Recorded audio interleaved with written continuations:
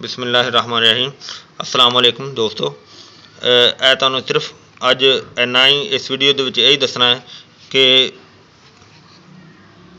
नफस ਤੇ तेल लगाने का तरीका ਜਿਹੜਾ कि सही तरीके नाल समझ के तो और सही तरीके नाल लगाना चाहिए। ਜਿਹੜਾ कि इस तरह तेल लेना है, तिला बनया होया है, लैके अंडियां का तिला है, देसी अंडियां की जर्दी का। ये लैके ये लगाने का तरीका सिर्फ ये वे कि नफस नूं अगे वाला हिस्सा छड्ड के और नीचे वाला हिस्सा भी छड्ड के सिर्फ इस जगह तो लैके पिछे तिकर एंड तिकर ये लगाना है। और ये लगाने का टाइम बेहतर है कि सौन वेले लगाना चाहिए। यह सिर्फ उपर वाली साइड तो लगाना है, यह अंगूठे की मदद नाल लगाना है। और इस तरह ही इस साइड से भी लगा लेना है, इस साइड से भी लगा लेना है, उपर लगाना है, नीचे वाली साइड से लगाने की जरूरत नहीं होंगी। ठीक है। तो यह लगाने का टाइम जरा ना वो बेहतर तो बेहतर जरा ना वो सौन वेले होना चाहिए।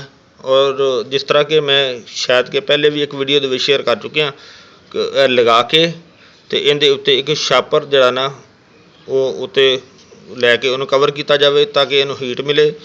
तो इहदे जिहड़े पट्ठे खराब होए होणगे, जिहड़े कि पट्ठे सुस्त होए होणगे, और अगर इहदे जिहड़ा टेढ़ापन होएगा और उहदे नाल ठीक हो जाएगा। और इंशाअल्लाह यह तुसीं समझण दा जिहड़ा तरीकाकार समझाया गया इहनूं समझण दा शुक्रिया। अगर समझोगे अच्छे तरीके नाल और उनका तुहानूं बेहतरीन फ़ायदा हासिल होएगा दोस्तों।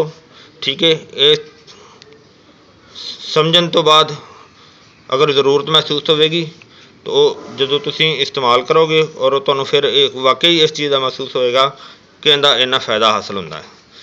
ठीक है। अल्लाह हाफिज़। अस्सलाम वालेकुम वरहमतुल्लाह।